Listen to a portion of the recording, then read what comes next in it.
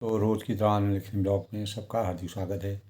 सबके मंगल भविष्य की कामना के साथ बड़ों को मेरा नमस्कार, छोटों को मेरा आशीर्वाद।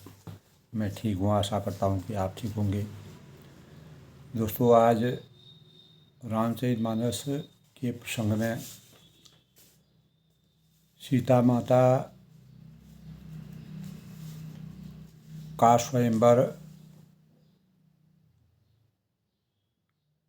की प्रारंभ के पहले माँ गौरा के पूजन के लिए भगवान राम और सीता और सखियों राम लक्ष्मण सीता और सखियों सहित पुष्प वाटिका में जिस प्रकार से उनका मिलन होता है, तो श्री राम व सीता का मिलन जनकपुर के पुष्प वाटिका में हुआ था विवाह से पहले। और इस मिलन के बारे में तुलसीदास जी ने कहा है कि विश्वामित्र अपने शिष्य राम और लक्ष्मण के साथ मिथिला पहुँचे और जनक वाटिका में उन्होंने, यानी पुष्प वाटिका, जनक की वाटिका जो थी, वहाँ पर उन्होंने मतलब अपना निवास किया। तो प्रातःकालीन बेला में राम और लक्ष्मण गुरु पूजन के लिए फूल लेने के लिए पुष्प वाटिका गए और वही, यानी सीता अपनी सहेलियों के साथ माँ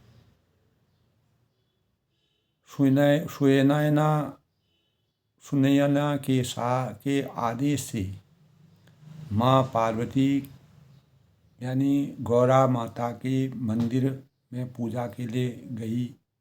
वही सीता सखियों के साथ पुष्प वाटिका में राम लक्ष्मण को देखती हैं और उनके सौंदर्य का वर्णन उनकी सखियों ने, जब राम और लक्ष्मण पर उनकी नज़र जाती है तो उनके पूरे शरीर के सौंदर्य का वर्णन उन्हें सीता से किया।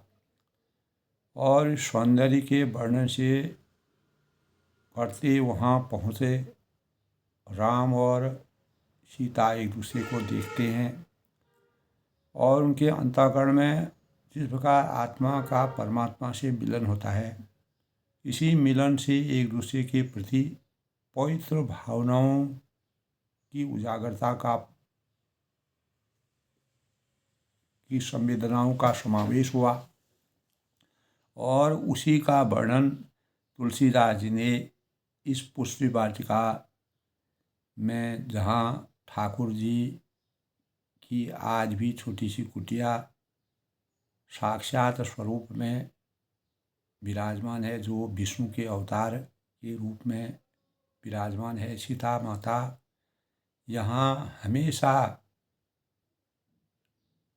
पुष्प वाटिका में पुष्प को तोड़ने के लिए आती थी। इस बार जब स्वयंवर का समय आया, तब सीता जी ने अपनी माता की आज्ञा के अनुसार माँ गौरा की पूजा, माँ पार्वती से अनुरोध किया कि हे माता, मुझे राम के समान अटल सौभाग्य प्राप्त हो।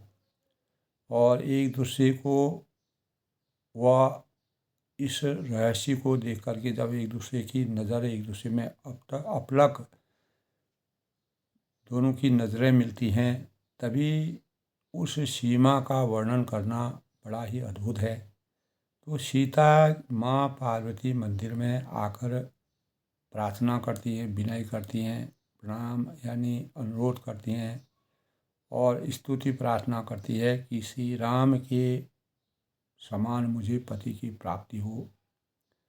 और इस प्रकार का वरदान मांगते हुए भगवान राम, जो धीर बुद्धि हैं, सरल स्वभाव के हैं, राम लक्ष्मण पुष्प वाटिका में जिस प्रकार से विराजमान हैं, अपने गुरु के समक्ष जब वह पहुँचते हैं, तब गुरु से उन्होंने पूरा सीता जी से मिलन का और उनकी सखियों का और पुष्प वाटिका पूरा वृतांत गुरु वशिष्ठ यानी विश्वामित्र जी को बताया। और बड़े ही मनोभाव से विश्वामित्र जी ने उसका आनंद लिया और भगवान का तो तभी कहा है दोस्तों, बाग तड़ाग बिलोक प्रभु हर्षे बंधु समेत, परम रम्य आराम यह जो रामे सुखदीत। यानी बाग और सरोवर को देखकर प्रभु श्री रामचंद्र जी के भाई लक्ष्मण जी सहित अपार हर्ष की अनुभूति उनको हुई। सीता जी के चाँद के जैसे स्वरूप को देख कर के वह मोहित हुए। अंतर्मन में आत्मा और परमात्मा का जैसा जागरण हुआ। तो यह बाग वास्तव में परम रमणीय है, जो जगत को सुख देने वाले श्री राम जी के सुख, यानी जहाँ भगवान राम ने सुख की प्राप्ति की थी, तो वह वाटिका हमेशा के लिए इस संसार में धन्य है। तो कल के प्रसंग में दोस्तों हमने यानी सभय सप्रेम विनीत अति सकुच सहित दो भाई, गुरु पद पंकज नाय सिरो बैठे आए सुपा। जब उन्होंने पूरा यानी पुष्प वाटिका को देख लिया, पूरा विचरण कर लिया, दृश्य का और प्रकृति का और माँ सीता और उनकी सखियों के दर्शन किए, तो फिर भय प्रेम विनय और बड़े संकोच के साथ दोनों भाई गुरु के चरण कमलों में सिर नवाते हैं और आज्ञा पाकर बैठ जाते हैं। गुरु की वंदना करते हैं, पुष्प तोड़ के लाते हैं, गुरु जी का नमन करते हैं। तो निश प्रवेश मुनि आय सुदीना, सभी संध्या बंदन कीर्ण, कहत कथा इतिहास पुरानी, रुचिर रचित युग जाम शिरानी। यानी रात्रि का प्रवेश होते ही संध्या के समय मुनि ने आज्ञा दी कि तब सबने संध्या बंदन किया और जिस प्रकार से मर्यादा के अनुसार अपने संस्कारों के अनुसार नित्य संध्या वो करते थे, फिर प्राचीन कथाएं और इतिहास कहते कहते सुंदर रात्रि के दोपहर बीत गए। और तब मुनि ने जाकर शयन किया। शाम का समय हो गया था। भोजन पानी करके दोनों भाई उनके चरण दबाने लगे और चरणों के दर्शन कर अपार हर्ष की अनुभूति हुई। और अपने को सांस्कारिक और मर्यादित वैराग्यवान पुरुष भी भांति भांति के जप और योग करते हैं। तो वही दोनों भाई मानो प्रेम के जीते हुए प्रेम पूर्वक गुरु के चरण कमलों को दबा रहे हैं, मानव चेतना को प्रज्वलित कर रहे हैं। मानव चेतना में चैतन्यता के भावों का, गुरु के प्रति जो आदर भाव हैं, तो मुनि ने बार बार आज्ञा दी कि श्री रघुनाथ जी जाकर अपना शयन कीजिए। श्री राम के चरणों को हृदय में लगाकर भय और प्रेम सहित परम सुख का अनुभव करते हैं। भगवान गुरु ब्रह्मा गुरु विष्णु गुरुदेव महेश्वर गुरु साक्षात परम तस्मै श्री गुरुवे नमः। तो गुरु बंधन और गुरु की कृपा के बिना भगवानों ने भी संसार में सही मार्ग का चयन नहीं कर पाए। तो अपना कोई न कोई, देवताओं के भी गुरु बृहस्पति गुरु थे, जिनके आज्ञा के अनुसार देवता लोग अपने कार्यों को करने में समर्थवान होते थे। लक्ष्मण जी ने भगवान रामचंद्र की सेवा शुश्रूषा करने में निपुण थे। प्रभु श्री राम जी ने बार बार जिस प्रकार का सांसारिक वर्णन होता है उसी के अनुसार वह भगवान राम की सेवा कर रहे हैं। और तब चरण कमलों को हृदय में रख करके विश्वामित्र और राम और लक्ष्मण सब शयन करते हैं। तो उठे लखन निशि विगत सुनी, अरुण शिखा धुनिकान, गुरु तय पहले ही जगतपति जागे राम सुजान। यानी नियम और आचार संहिता के अनुसार मर्यादित रूप से रात बीतने पर जब सवेरा हो जाता है, तो प्राणियाँ या विभिन्न प्रकार की चिड़ियाएँ हैं, मुर्गे हैं, वह अपनी वाणी बोलते हैं, आवाज़ करते हैं। तो लक्ष्मण जी ऐसे समय में उठ जागे और जगत के स्वामी सुजान श्री रामचंद्र जी भी गुरु के पहले ही जाग गए और सभी प्रकार के शौच क्रिया करके दैनिक क्रियाओं को करते हुए फिर संध्या अग्निहोत्रादि नित्य कर्म समाप्त करके उन्होंने मुनि को मस्तक नवाया, जो रोज के दिनचर्या में उनका था। तो समय जानकर गुरु की आज्ञा पाकर दोनों भाई फूल लेने चले और उन्होंने जाकर राजा का सुंदर बाग देखा और जहाँ बसंत ऋतु लुभा कर रह गई और मन को लुभाने वाले अनेक वृक्ष वहाँ पर स्थापित थे। रंग बिरंगी उत्तम लताओं के मंडप छाए हुए थे। तो नव पल्लव फल सुमन सुहाए, निज संपय सो रुख लजाए, चातक कोकिल कीर सकोरा, कूंजत बिहग नटत कल मोरा। यानी नए नए उस समय के परिवेश के अनुसार नए नए पेड़ों में सुंदर से पत्ते, फल और फूलों से युक्त, यानी कल्प वृक्ष के समान जिस प्रकार की आभा का वर्णन वहाँ के प्राकृतिक सौंदर्य से होता है, क्योंकि भगवान राम जहाँ रहते हैं वहीं अवध हो जाता है। अवध की यानी चित्रकूट में भी जब भगवान राम वन में थे तब भी वहाँ भी उन्होंने अवध का जैसा परिवेश बना दिया, क्योंकि उनकी वो अंतर्यामी हैं। कृपा प्राकृतिक छटा भी उसी प्रकार हो जाती है। पपीहे हैं, कोयल हैं, तोते हैं, चकोर हैं, तो विभिन्न प्रकार के जो पशु पक्षी हैं वो अपने भावों से पक्षी मीठी मीठी वाणी मीठी मीठी बोल रहे हैं और सुंदर मोर जो है अपना नृत्य कर रहे हैं। तो बाग के बीचों बीच सुहावना जो सरोवर सुशोभित है, जिसमें मणियों की सीढ़ियाँ, सरोवर उस बाग के बीचों बीच में है और बिना जल के जीवन नहीं होता है। इसलिए हृदय को यानी मन को, शरीर को आनंदित करने वाला इस प्रकार का सरोवर जो अनेक प्रकार की मणियों से सजावट की हुई सुंदर और पवित्र जल का वहाँ पर सेवन करते हैं।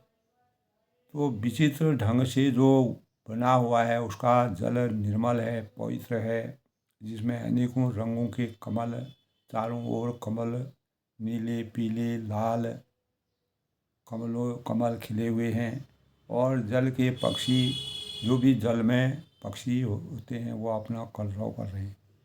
तो इस प्रकार का वातावरण को देखकर, सुनकर और उसके आनंद को के रहस्य को देखकर भगवान राम, लक्ष्मण और विश्वामित्र अद्भुत आनंद की अनुभूति कर रहे हैं। राजा जनक मिथिला के नरेश हैं और वहाँ का परिवेश, जनक की का महल, सीता जी का महल बहुत ही सौंदर्यों और विभिन्न प्रकार के जड़ियों से बना हुआ अद्भुत लीला, चारों तरफ का परिवेश यानी बहुत ही सुहावना और मनोरम था। तो तुलसीदास जी ने अपने प्रभु भी भय का नाटक करते हुए अनेक प्रकार के नाटक करते हैं। उन्होंने कोमल, मधुर और सुंदर बातें कहकर बालकों को ज़बरदस्ती, जब बालक उनके पीछे, भगवान राम के पीछे जनकपुरी में उनको स्पर्श करते हैं, देखते हैं, उनके स्वरूप का आनंद लेते हैं और भगवान के विराट स्वरूप का अपार छवि है, तो भगवान ने अपने रहस्य को जानने के लिए उस छवि को नहीं दिखाया और जो लीलाएं इस मानव चेतन में जिस प्रकार की लीलाएं होती हैं, उन लीलाओं से प्रत्येक मानव को मार्गदर्शित करने के भावों का संचार किया। तो रामचरितमानस में दोस्तों तुलसीदास ने जिस प्रकार का रहस्यमय वर्णन, भगवान राम कभी बाल लीला करते हैं, कभी अनेक प्रकार के विभिन्न प्रकार की क्रियाकलापों से जुड़े रहते हैं और लक्ष्मण उनके सानिध्य में हमेशा रहते हैं। तो आध्यात्म के रहस्य को अगर हम जानें, पहचानें, सोचें तो आध्यात्म ही जीवन का मूल है दोस्तों। जीवात्मा की पराकाष्ठा चिंतन, मनन, सृजन और चैतन्यता पर निर्भर करती है। और हम अपने जीवन में संपूर्ण विधाओं को एक नया आयाम देते हैं। जिस प्रकार मर्यादा पुरुषोत्तम भगवान राम जी ने पुष्प वाटिका में सीता को निहार के देख करके आध्यात्म की शुरुआत वहीं से प्रारंभ होने लगती है। जीवन को जगाने की प्रक्रिया में यानी स्वयंवर से पहले जिस प्रकार के भावों का भगवान विधि ने जो रचना की थी, तो अपने आप इस प्रकार का परिदृश्य होता था, इस प्रकार की जिज्ञासाएँ जगने लगती हैं और इस प्रकार का रहस्य बनने लगता है और हमारा साधना में हम प्रवृत्त हो जाते हैं। आध्यात्म तक पहुँचने का क्रम बन जाता है और जीवन के अनूठे क्रियाकलापों में निरंतर परिवर्तन और प्रकृति की कार्य विधाओं पर निर्भर करता है। दोस्तों, खास तौर से यह है स्वाध्याय चेतना को जागृत करता है और आत्मा को परमात्मा की विधाओं में समाहित करने के लिए प्रेरित करता है। रामचरितमानस से हमको परम तत्व का साकार स्वरूप यानी निराकार की उपासना से ही प्राप्त होता है। तो जीवन की मौलिक विधियों में ब्रह्मांड और शक्तियों का जो मूलतः समावेश है, क्योंकि जहाँ तक हमने साधना के क्रम में या अनुभव किया यानी माँ गौरा की पूजा स्वयंवर से पहले राम की प्राप्ति के भावों को अपने अंतःकरण में विराजमान करते हुए सीता जी ने अपनी माता के आज्ञा के परिणाम स्वरूप भगवान को अखंड वर की प्राप्ति के लिए वंदना की। तो मानव का जीवन एक पंच महाभूत तत्व से बना शरीर पूर्ण रूपेण ब्रह्मांड है। तो यह भी शाश्वत सत्य है कि दोस्तों जब हम पंच महाभूत सत्य में आते हैं तो हमारे साथ हमारी हर विधाएं, हर प्रक्रियाएं, हर संरचनाएं, हर नई चीज़ें और हर होने वाले जो कार्य हैं वो माया लिप्त हो जाती हैं। माया का अर्थ है नहीं, क्योंकि इसका कोई अस्तित्व नहीं होता है। जो अस्तित्व विहीन होता है हम उसी को श्रेष्ठ समझकर उसके द्वारा प्रेरित अपनी संपूर्ण जो हमारी कार्य प्रणालियाँ होती हैं, गतिविधियाँ होती हैं और तो को साकार मान बैठते हैं। तो दोस्तों, हमें जो भी प्रेरणा मिलती है, रामचरितमानस में तुलसीदास ने जिस प्रकार के भावों का वर्णन किया है वह आत्मचेतनाओं के ऊपर निर्भर करती है। तो हमारा शरीर असीम शक्तियों का पुंज है जिसकी ऊर्जा निरंतर प्रवाहित होती रहती है। भगवान राम और सीता जी का पुष्प वाटिका में मिलना आत्मा और परमात्मा का मिलन है। तो आत्मचिंतन से प्राप्त करने के लिए हमारे अंतःकरण में उत्कंठा प्राप्त होती है। भगवान राम और सीता के अंतःकरण में इस प्रकार की उत्कंठा का उदय हुआ और उसे तत्व में स्थापित करने की, उसको सही रूप में सही स्वरूप देने के लिए भगवान की शरण में जाना। और इसीलिए हम ब्रह्म और शक्ति के रहस्यों को भगवान रामचंद्र जी ने समझ लिया और उनकी खोज में हमको भगवान कैसे प्राप्त होते हैं, किस प्रकार भगवान की प्राप्ति है, प्रत्येक मानव के अंतःकरण में इस बार के भाव रहते हैं। सूर्य की एकात्मता से अगर हम स्वयं उनकी किरणों का अगर हम प्रवाह ब्रह्मांड के शक्ति के स्वरूप में अगर उनका तुलनात्मक अध्ययन करें तो शाश्वत सत्य है, यूनिवर्सल ट्रुथ जिसको कहते हैं। तो सूर्य का हमेशा निकलना, सूर्य कभी भी अस्त नहीं होता है। इन सभी रहस्यों में सीता जी ने जब भगवान रामचंद्र जी के स्वरूप से स्वयंवर से पहले सभी राजाओं के प्रति जो उनकी, कोई भी राजा धनुष को तोड़ सकता है, लेकिन उनकी पूर्ण रूप से आस्था भगवान रामचंद्र जी पर आ गई और पवित्रता के भावों का संचार हुआ। तभी सभी को मनसा वाचा करुणा से वो पूर्ण प्रभुमय हो गई। और जब हमारे अंदर यानी चैतन्यता का आ जाती है, तब हम सभी कर्म पथ पर अग्रसर होते हैं। और उसी के अनुसार माँ सीता ने अपने जीवन में यानी अपनी माता के अनुसार जो आज्ञा प्राप्त की, वह उनके जीवन की एक रहस्यमय भावना बनी और उसी रहस्य के परिणाम स्वरूप उनको भगवान के दर्शन हुए। तो इसी से पहले दोस्तों आज के शुभ पंचांग के भावों की बात करते हैं। आज दोस्तों आज का पंचांग आज 23 फरवरी 2025 फाल्गुन माह के कृष्ण पक्ष की 10वीं तिथि और दिन आज रविवार का दिन है। और विक्रम संवत 2081 शक संवत 1946 क्रोधी नाम संवत्सर सूर्य उत्तरायण में प्रवेश करेंगे।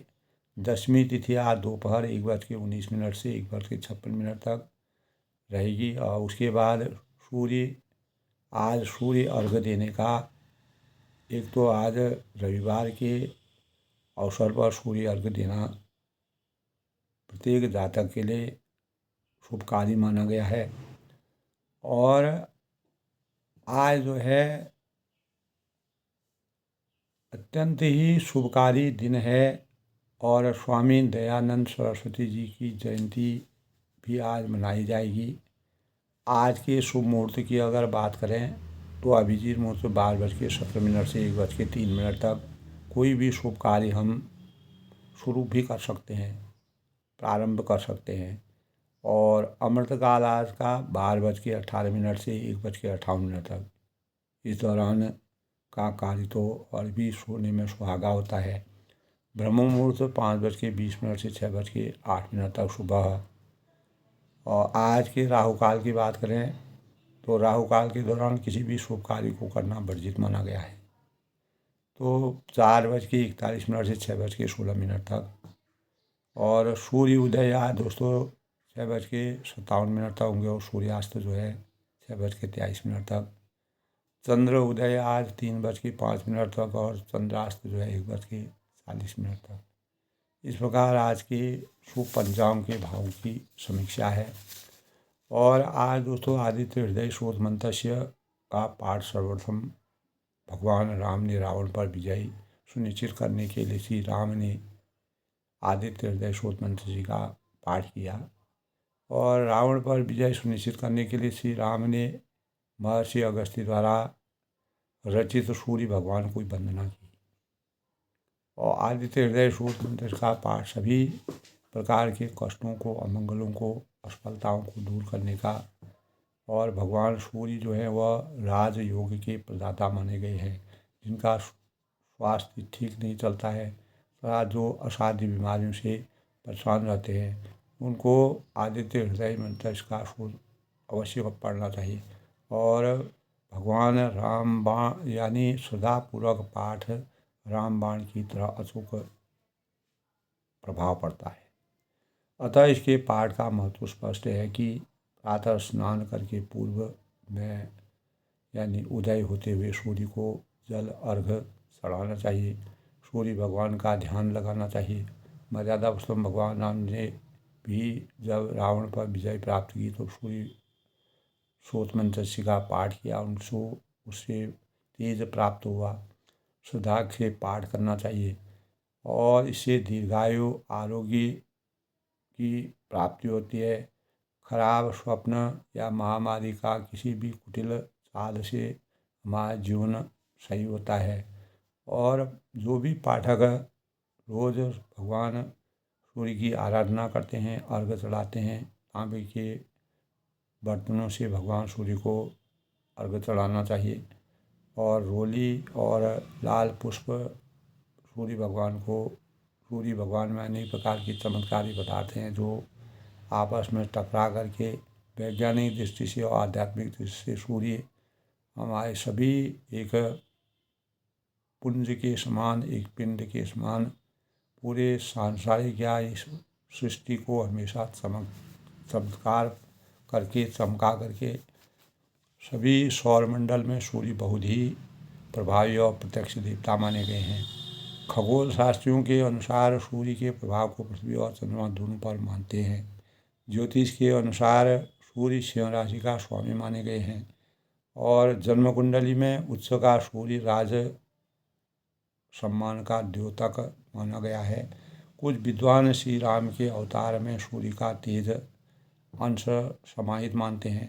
तो सूर्य आराधना विशेष रूप से रविवार को करनी चाहिए। इस आराधना से शारीरिक और मानसिक विकास होता है और स्तुति बाल रवि दर्शन उपयुक्त मात्रा में, यानी जैसे जप है, गेहूँ, गुड़, कमल, पुष्प, केसर, लाल चंदन, लाल वस्त्र, तांबा और सूर्य को अर्पण करना चाहिए। सोना है, माणिक है, अगर यह नहीं उपलब्ध हो तो साधारण तौर से भगवान सूर्य को नमन करना चाहिए। आराधना के लिए प्रातः सूर्य उदय से लगभग 2 घंटे पहले नित्य क्रिया करके भगवान सूर्य की उपासना करनी चाहिए।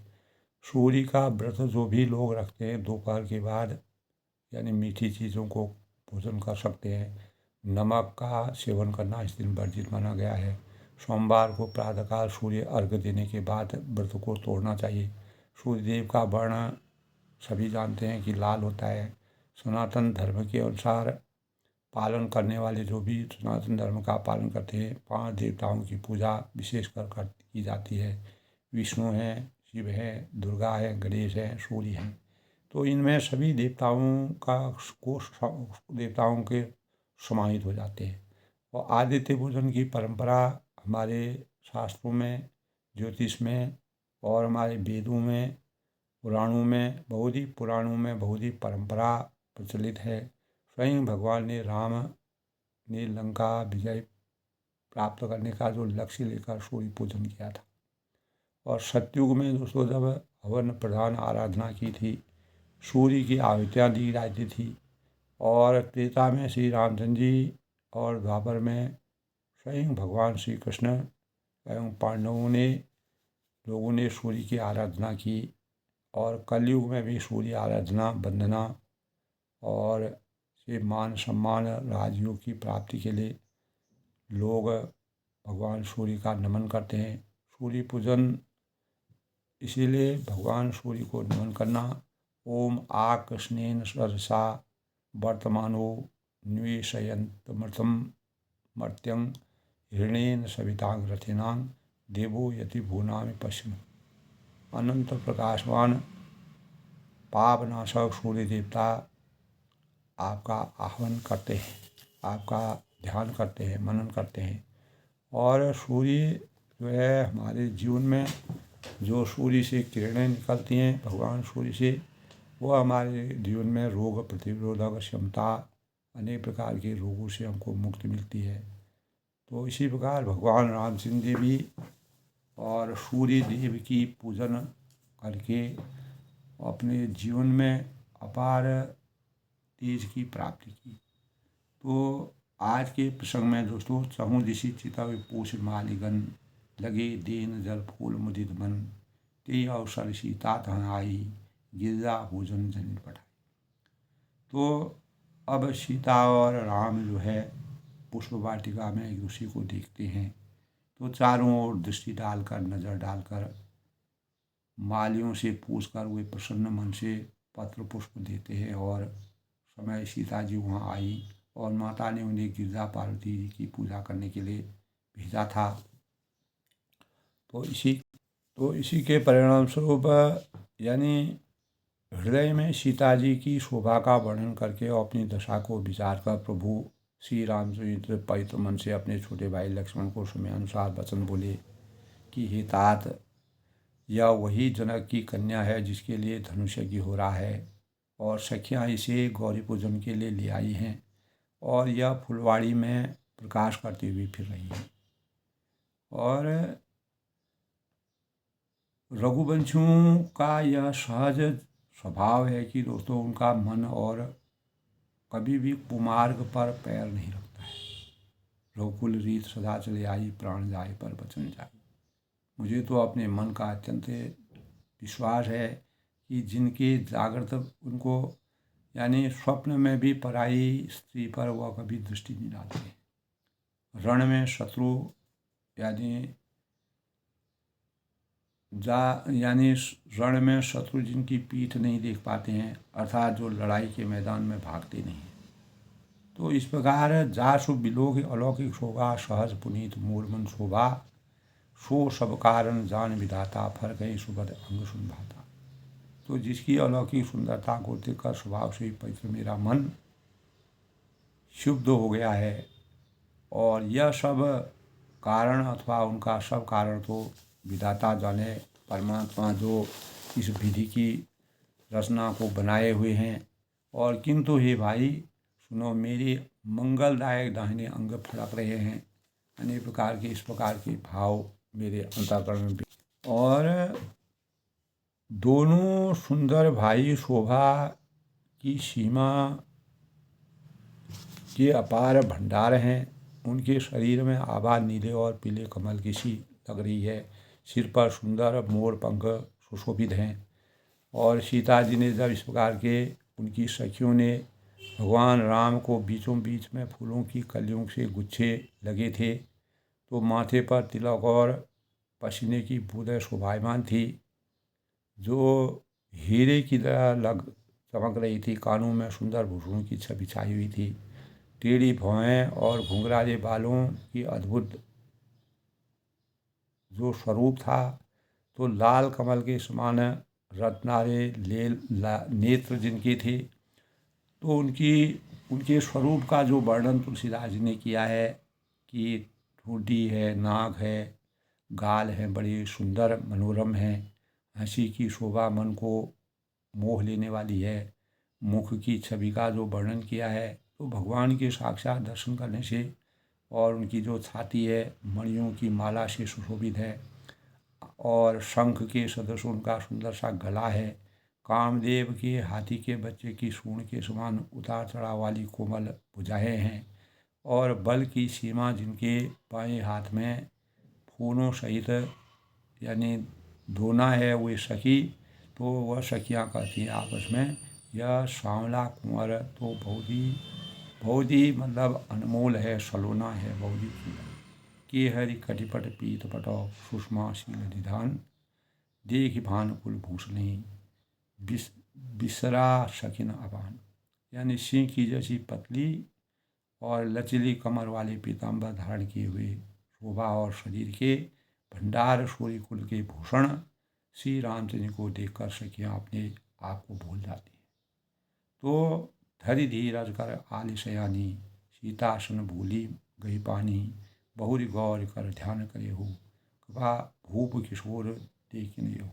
तो भगवान राम जो है सखियों के और सीता के इस प्रकार के सौंदर्य को देख करके, एक चतुर सखी कहती है उनके स्वरूप को देख करके, धीरज धर कर हाथ पकड़कर सीता जी के से बोली कि गिरिजा जी का ध्यान करो, मनन करो, चिंतन करो, स्मरण करो।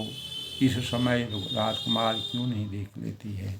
और उनको देखिए, सकुच सिंह सब नयन उधारे, सन्मुख दोई रघु सिंध निहारे, नग सिग देख राम के शोभा, सुमिर पिता पन मनोहन शोभा। तो सीता जी जब रामचंद्र जी के वास्तविक स्वरूप को देखती है, नग से लेकर चोटी तक, तब सीता जी ने सौजाकर नेत्र खोले और कुल के दोनों सिंहों के समान जो उनका स्वरूप था उसको देखा।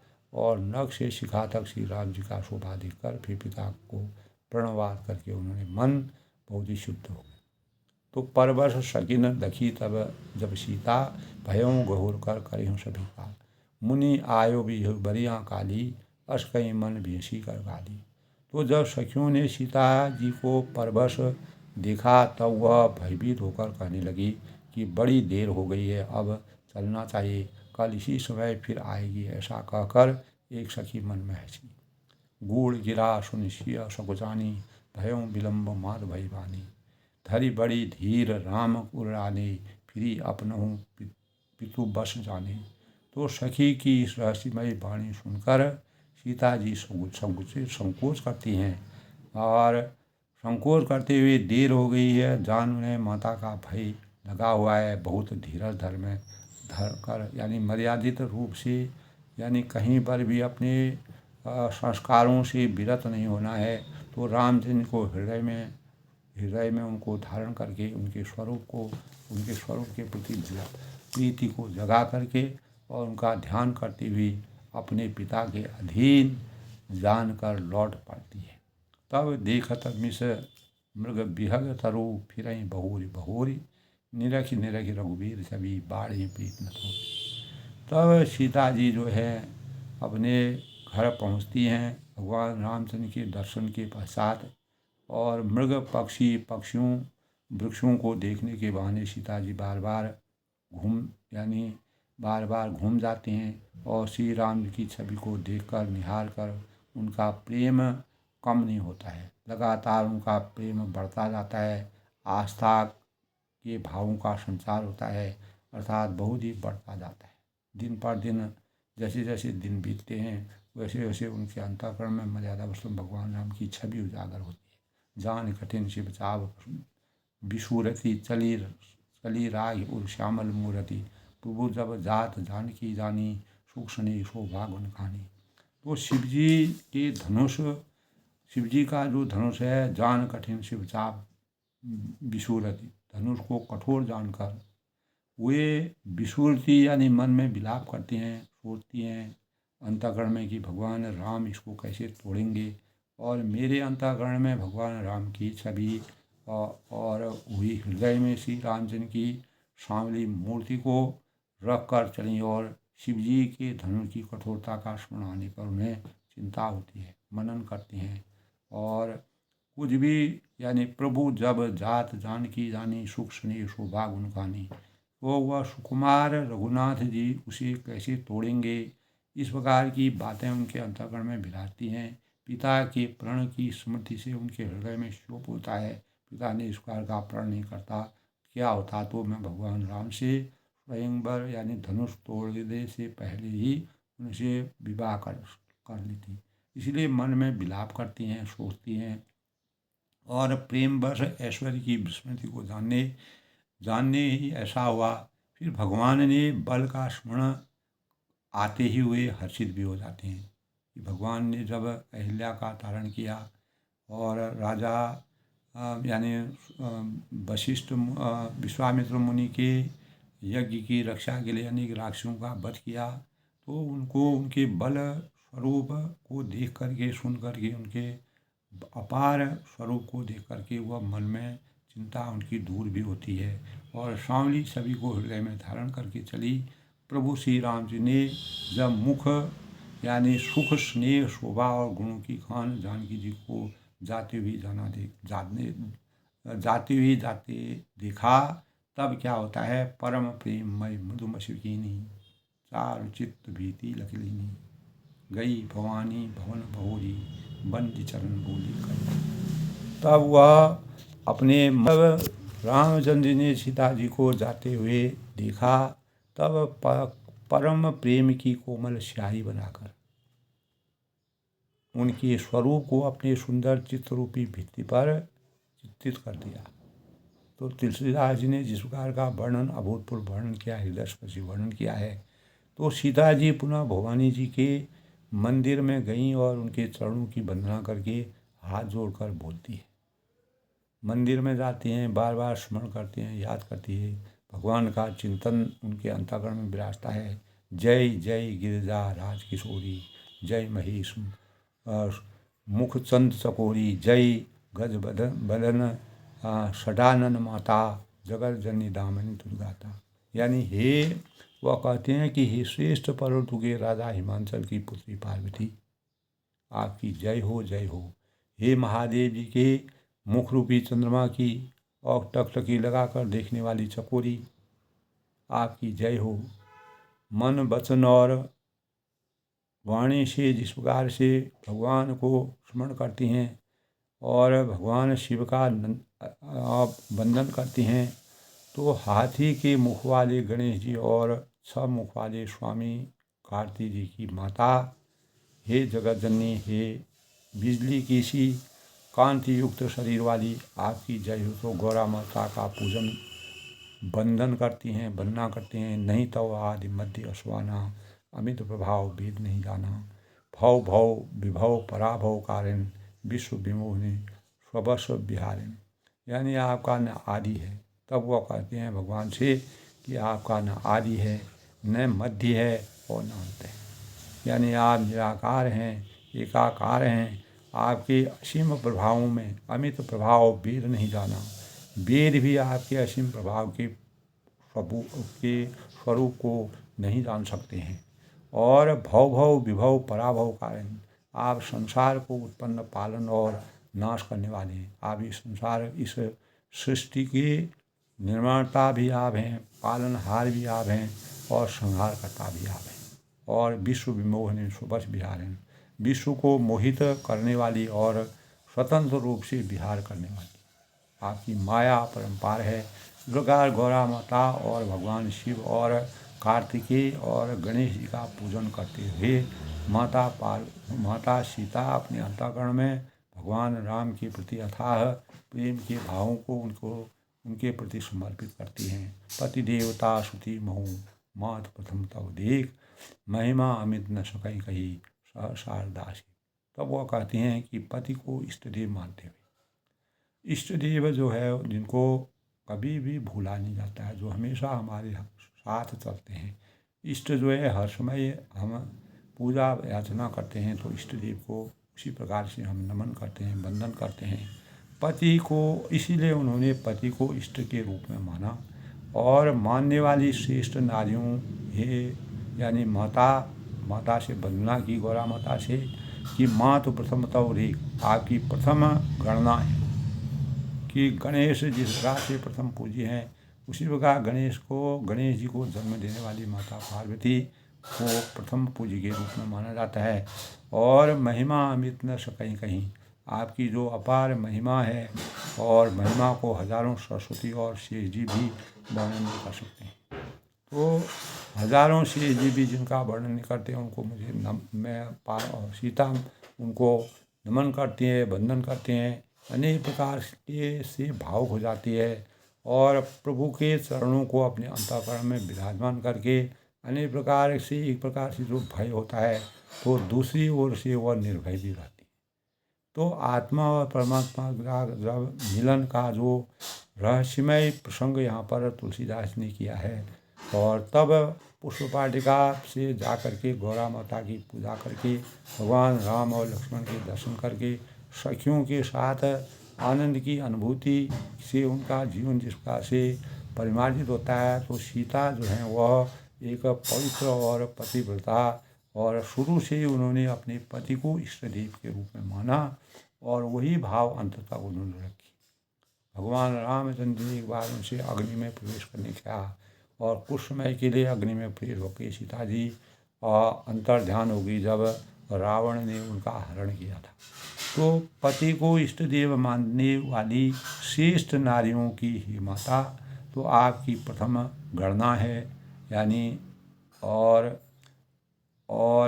इसीलिए शिव जी को माँ गौरा जो हैं पति हमेशा इष्ट के रूप में मानती थी। उनका कठोर तपस्या उन्होंने भगवान शिव की, तो उन्हीं की प्रार्थना, वंदना, आराधना, स्तुति सीता माता करती हैं। और अपार और रघुकुल के संस्कारों के अनुसार, मर्यादा के अनुसार अपने जीवन को चरितार्थ करने में समर्पित होती हैं। अपार महिमा को हजारों सरस्वती और शेष जी भी उस माँ गौरा के बारे में नहीं जान सकते हैं। तो सीता माता मनसा वाचा करुणा के पूर्ण निष्ठा भावों से गौरा माता का पूजन करती हैं, और गौरा माता के स्वरूप से और उनके अंतःकरण में भगवान राम के प्रति जो अथाह प्रेम की भावना जागृत होती है, तो उनका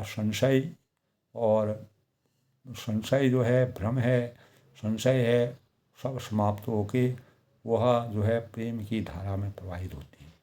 तो आज के प्रसंग में दोस्तों तुलसीदास जी ने बड़ा ही हृदयस्पर्शी वर्णन आत्मा और परमात्मा के मिलन के रूप में जिस प्रकार से सीता माता और भगवान राम के आपसी जो मिलन है, जो पवित्रता के भावों का संचार तुलसीदास ने किया है, वह प्रत्येक आने वाली जो भावी पीढ़ी है उनके लिए एक प्रकार से प्रेरणा के स्वरूप में है। हमारे संस्कारों को हमेशा के लिए संस्कारों की मर्यादा को रखना और मर्यादित जीवन जीना और अपने संस्कारों के अनुसार कार्यों की विधान को नियमतः करके अपने जीवन को सामर्थ्यवान बनाने। इसलिए प्रभु की कृपा भयों सब आजू, जन्म हमार सुफल बाजू। प्रभु की कृपा भयों सब काजू, जन्म हमार सुफल बाजू। रघुकुल रीत सदा चले आई, प्राण जाए पर वचन जाए। भगवान राम जो हैं बिना यानी सब कुछ संस्कारों के अनुसार, गुरु की मर्यादा, गुरु की आज्ञा के अनुसार और माता गौरा की अनुकंपा के अनुसार भगवान शिव और राम जो हैं वह विष्णु के अवतार के रूप में भगवान ने इस रामचरितमानस में भगवान राम ने विष्णु का अवतार यानी 7वां अवतार उनको माना जाता है। भगवान शिव हमेशा भगवान रामचंद्र की शरण में हमेशा रहते थे। तो इस प्रकार जो है सीता जी ने नमन किया, वंदन किया और पूर्ण आस्था के भावों का संचार किया। तो हमारे जीवन में परमात्मा के प्रति जब आस्था, भाव, प्रेम, भक्ति उमड़ पड़ती है तो सभी कार्य सार्थक हो जाते हैं। अपनी वाणी को विराम देते हुए जय श्री राम के साथ मैं सबकी मंगल कामना करता हूँ।